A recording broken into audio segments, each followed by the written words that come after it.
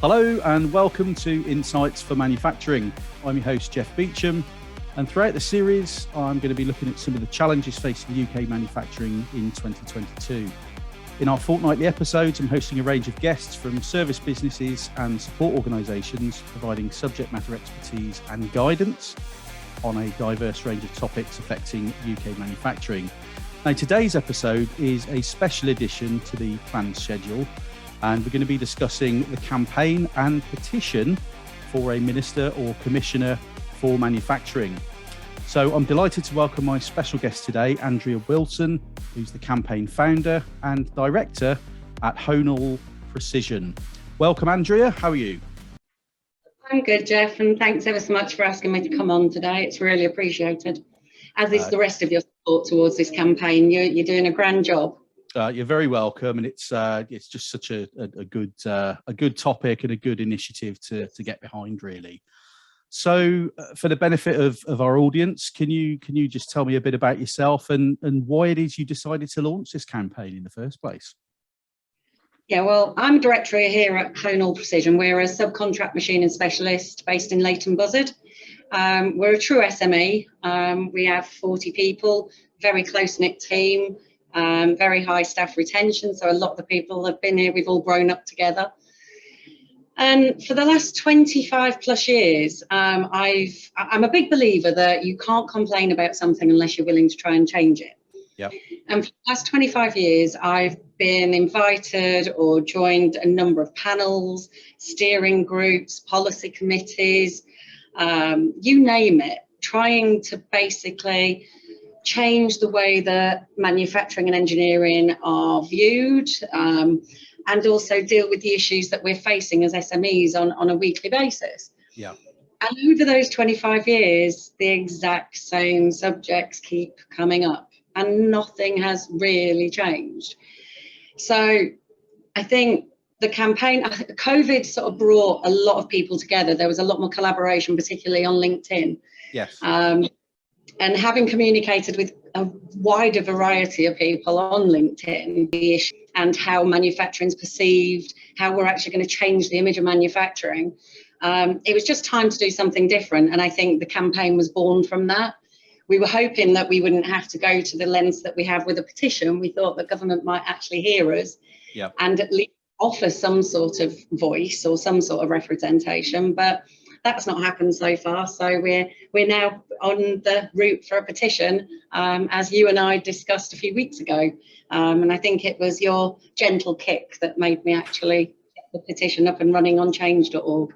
Yes, absolutely. Well, hopefully it was more of a nudge than a kick, but yeah, it's going to be really interesting to see, the extent of the full take up of the petition as this rolls out over the coming weeks. I mean, it's only been, just over the weekend. I think you launched it on Friday, was it? So, I'm sure it's going to be more of a marathon than a sprint.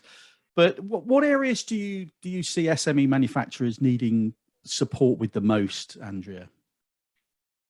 Well, funnily enough, one of the first replies I had from Bays in relation to this was pointing out the budget restrictions they're now under, having dealt with COVID and all the support that's been accessible. And as I pointed out to them, it's not that we need more support, we need better support. We need more tailored support for SMEs. There's a whole host of support packages and networks out there.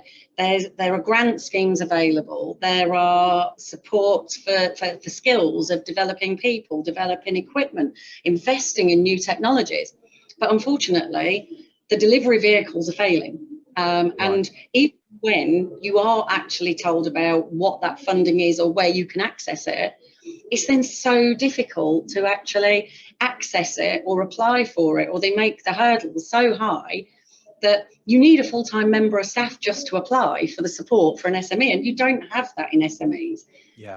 We're all wearing a number of hats in a small business. And 99% of UK manufacturing and engineering are SMEs.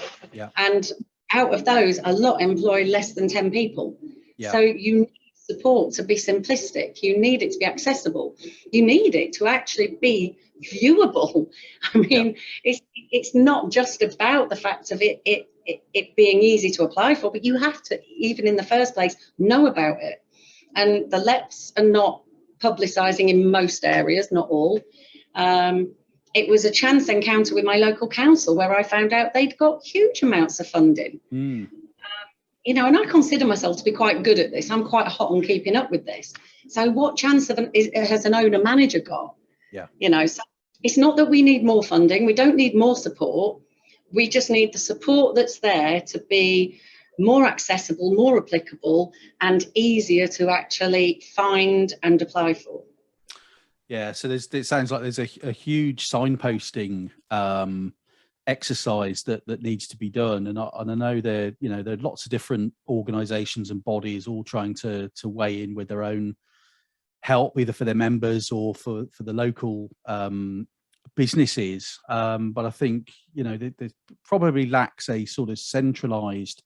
I said to somebody the other day, I was over at the Manufacturing Technology Centre last week with Mike Wilson, their chief automation officer, and I actually said to him, because this sort of thing came up about funding, and we were talking about this sort of perception that some people have got that organisations like the MTC, for example, are just for the OEMs, and Mike sort of put me right on that, really, because I've just been talking to a lot of predominantly SMEs about this sort of thing, and he said, well actually we've got a huge range of services for SMEs, and the trouble is, as you've quite rightly alluded to, that there are a lot of schemes and funds available, but people just don't know either where to look for them or go about things in the right way.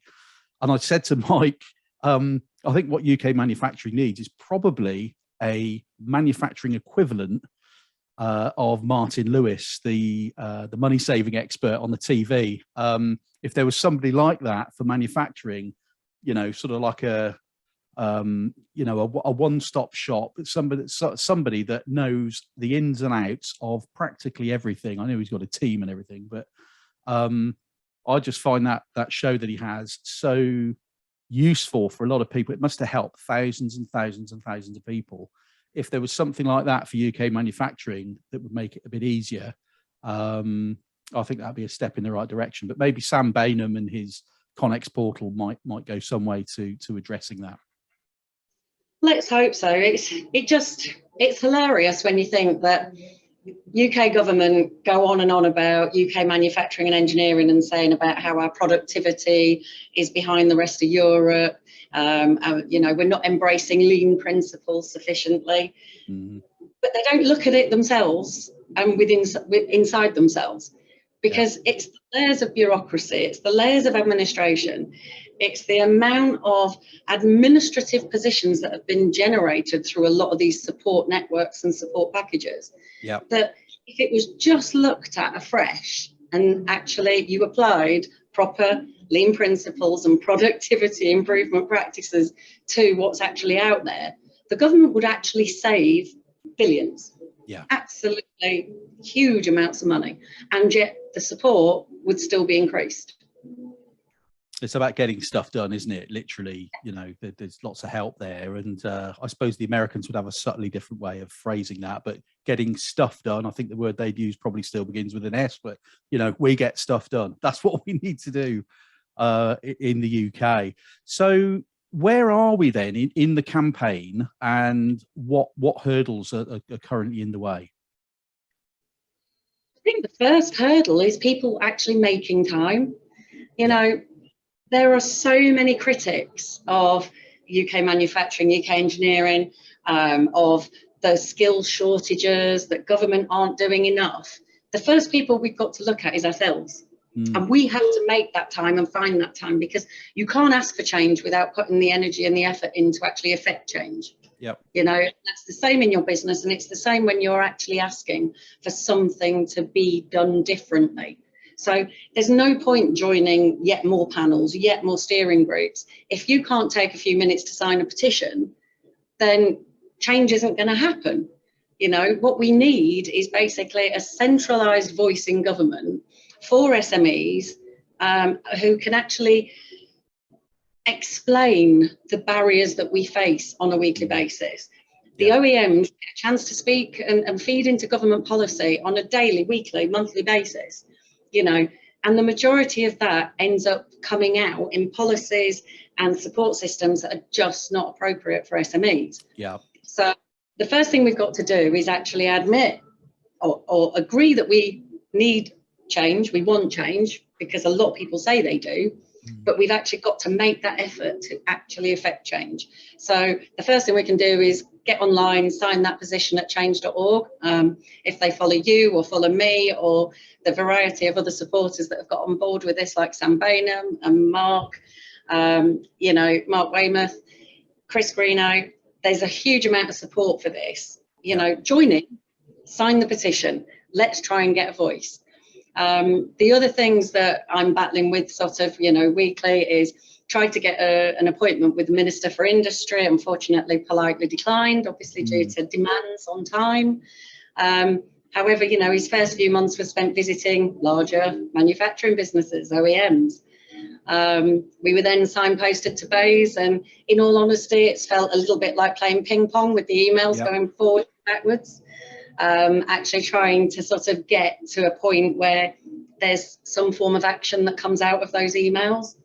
Our local MPs promised now to write to the Secretary of State. So hopefully, that might get us a hearing, even just having that opportunity to actually go in and ask some of these representatives within government to think differently. Yeah. SMEs are different, their needs are different, and we need people to hear us so they can understand what it is that we need done differently. We don't want more, we don't want more money, we don't want you to come rescue us. We just want the support that's there to actually be useful. Yeah. Because otherwise, our taxpayers' money, our corporation tax, our personal income tax is getting wasted, and we're seeing it being wasted daily, weekly, monthly. So let's stop it. Have change. Absolutely. Change. It's such a lot of people say change and transformation, they're really overused words, but probably to the people that are resistant to them, you're exactly right. We do need change. And, one of the reasons why I was so keen to get you on the podcast, I wasn't due to publish one this week because it's a fortnightly podcast, but with the launch of the petition last week, I thought, right, let's strike while the poker's hot. And my idea was that, emails are okay and LinkedIn posts are okay, but actually people being able to see you talking so passionately about this campaign, about the petition and the support that's really needed by the SME manufacturing community, it's three-dimensional. People can actually see and buy into that that passion and that sort of determination that this whole campaign thing, it's not going to go away. If anything, hopefully it's going to pick up more momentum and get out to a much wider audience. So there's no better way to do that than with a video. We've already got many trade organizations, various government funded support organizations. We've got the LEPs, we've got Make UK, we've got the FSB, Policy Connect, all of the trade associations. They're all doing a great job. They provide a great range of services for their members, but what aren't they doing that could make so much of a difference and a big impact for SME manufacturers, do you think? I think unity is the first one. Yeah. Because the government hearing so many voices, how many of those voices just become noise? So unity, I think, has got to be the first one. The second one, I would say, each one that you've mentioned, in many cases, are doing a great job. I personally, in my opinion, find that the LEPs have not been as effective in terms of business support as the RDAs were. Because the regional development agencies used to have potentially a wider network. Maybe it was bigger funding, maybe it was down to the manufacturing advisory service that was sort of government funded but through the RDAs. Yep. But for me, I saw much more engagement with businesses, with engineering and manufacturing, and particularly SMEs when we had the RDA. The LEPs from my experience, seem to be dealing with much bigger issues like infrastructure, you know, and big pharma in our particular area. Yeah.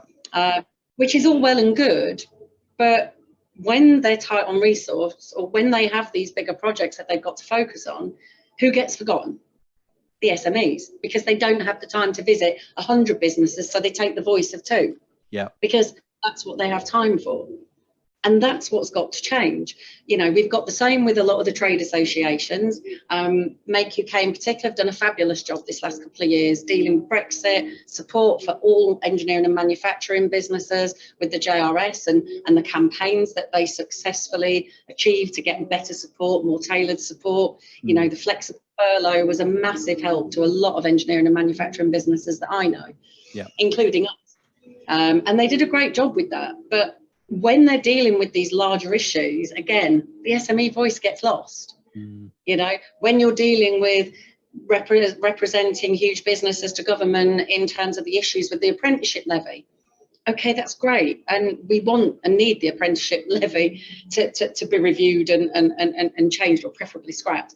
Because in all honesty, apprenticeships have dropped since that was brought in. But again, that doesn't help SMEs.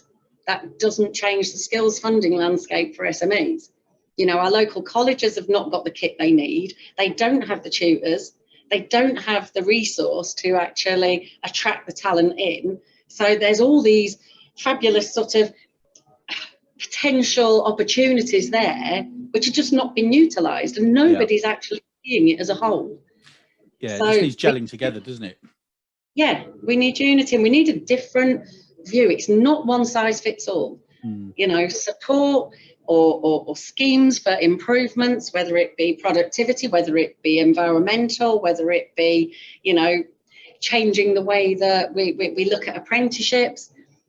What applies to an OEM is not going to apply to an SME. So let the SME be heard and give us a chance. Let our ideas come to the forefront, because with respect, a lot of us have been running our businesses on our own for many, many years, doing it very successfully. So we obviously have something to say. Let us say it. Absolutely. And it's the SME community that's sort of propping up the big OEMs anyway, you know, because they don't make all of their own stuff these days. You know, a lot of the work subcontracted out to the supply chain. So, you know, if it wasn't for SMEs, there probably wouldn't be. Well, the OEM market would just look totally different, wouldn't it? You know, so it is important. Okay, well, thank you for that. So just looking at some figures the other day, that there is approximately about 2.7 million people in the UK in the manufacturing sector. If I've got that right, I hope I've got my research right. But that doesn't even include all the spin-offs. You know, yeah, absolutely. So, you know, I would urge anyone who earns a living from UK manufacturing to support this campaign and petition, naturally. What, in your opinion, can people do to help build support and momentum for this campaign outside of just signing? You know, what else can be done to help? Get involved, you know. Speak to your local councils. If you find that there's a barrier and you're struggling to find the support that you need, let them know what that barrier was. Don't just give up on the application process because it's too difficult. Actually contact someone there and tell them what needs to change. Get involved with your local trade organisations, you know, whether it be on a local basis or a national basis. You know, get your voice heard. But whatever happens is put your point across. You know, let's get together. Let's make sure our voices are heard, because unless we actually speak in one unified voice, we are just going to end up being noise. Yeah. I'm really hoping that if we can get enough support behind this campaign, and we can get a commissioner for manufacturing, you know, somebody who is politically independent, somebody who's not going to disappear at the next cabinet reshuffle, we actually have a real chance of showing exactly what an amazing industry this is, what fabulous opportunities there are for young and old, because not about just attracting the youth in through school leavers, etc., and re-educating the actual careers teachers. This is about re-educating the UK about what engineering and manufacturing now is, because we are not what we once were. You know, we've developed, we've grown, we've improved. Our technology is immense. Yeah. You know, the R&D that goes on is fascinating. And I mean, look at some of the best technologies we've got here from F1. Most of it's here. Absolutely. That machining, that design, that development is done here in the UK. So, you know, we've got to all start shouting about UKMFG, as our hashtag is. Shout about UKMFG. Tell people the great news. Tell people exactly why we're different. Explain the different careers that are available, because it's not just on a machine. Marketing, sales, IT, you know, design, technology, all these different careers, you know, even being an accountant within an engineering and manufacturing business. You know, the pay grades are brilliant compared to a lot of other industries, you know, so it's not just about how fascinating it is and how inspiring it is, but you also get paid well for it as well. Yeah. And as you say, lots of different sort of career options under the, you know, under the manufacturing umbrella. And I guess, you know, over the last sort of five to 10 years, as digitalization has become, you know, the sort of center point, or the, you know, the sort of the focus for the future, you know, and I guess some of the SMEs are sort of struggling a little bit in getting their head around that whole digitalization piece. And I suppose there's some help and support that can be given around that. But like you say, it's not just about getting the youngsters into the sector. It's not just about the products and the technology. There are all these other sort of career paths that can be taken up, you know, and manufacturing it's a vibrant sector, you know. It's not like, okay, if you're working in a foundry, that is still probably seen as quite a, you know, an old traditional type of industry. But, you know, outside of the more heavier parts of industry, you know, a lot of manufacturing has changed. A lot of the processes, they're being improved, and new processes are being you know, invented all the time. It's just, you know, we've gone from having no cars to planes to computers, and, you know, there's things going up in space and all sorts now. Why wouldn't you want to get involved in manufacturing? But even going back to the traditional, there's still amazing careers within the traditional, and without the foundry, without the steel mill, you know, that part of the supply chain is gone. So, you know, we need to learn lessons from COVID. We need to learn lessons from Brexit. We need to develop the UK supply chain so that we are actually able. We may choose at times not to make everything ourselves here in the UK, whether it be for a commercial decision or a politically correct decision, but we need to be able to, because if we're able to, then the power's ours. The choice is ours. But when you have no choice, there is no power, and there is no opportunity to actually put your own point across or buy your own product. So what we need is choice. You know, we need to not be at the behest of other countries or other countries' supply chains. You know, we need to bring the key elements of manufacturing that we have lost in the UK back to the UK, so that we can have a strong UK independent supply chain. Reshoring is one of the biggest buzzwords, you know, through 2021 and 2022. We all know why. But it shouldn't just be in response to a global pandemic. It should be a national strategy. Yeah, absolutely. It's just a shame that it's taken things like COVID and, you know, the supply chain issues to bring reshoring into the forefront. You know, people have talked about it for, I mean, I've been in recruitment over 20 years, and it's, you know, it's always been like a bit of a dream when I've spoken to manufacturers. Oh, it'd be great if we could bring certain stuff back. All the tool making's gone abroad. And now we're actually seeing stuff, and there are some, you know, some tool makers that are, you know, winning work over, you know, international suppliers, and it's great to see things like that coming back. So it's been a long time coming, and hopefully that will, you know, that will continue. So what else is planned for 2022, Andrea? Obviously we've got the petition running at the moment. This campaign is going to roll on and get bigger and bigger. Are there any other things that that you can share with us that you may have planned, or any other ideas that may help the SME manufacturing community this year? Well, we're talking to a variety of other partners and people who are willing to show their support, but might not necessarily be willing to publicly commit to it right now. Yeah. So there's a lot of irons in the fire, to use your analogy earlier.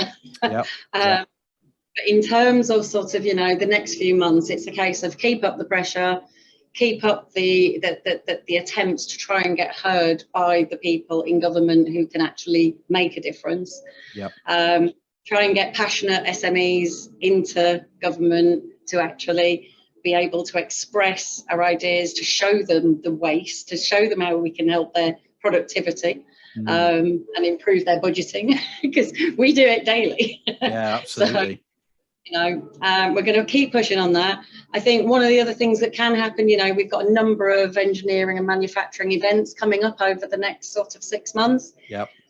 Bring any question and answer sessions. I think it would be brilliant if supporters could actually raise the question: is there desire for a Commissioner for Manufacturing or an independent voice within government to represent the voice of manufacturing? Yep. Do they feel SMEs are actually heard? Just keep asking that question, because the more we keep asking the question, at some point somebody will listen and answer. Absolutely. Well, thank you very much for your, really detailed and passionate overview of the campaign and the petition and why this has been started. So it's been really great to talk to you today, Andrea. Thank you very much indeed for coming on. So that really wraps us up at the end of today's episode, and I hope everybody's enjoyed the discussion today. Thanks again to Andrea Wilson. Thank you for listening, and look out for the next episode of Insights for Manufacturing. See you next time, and bye-bye.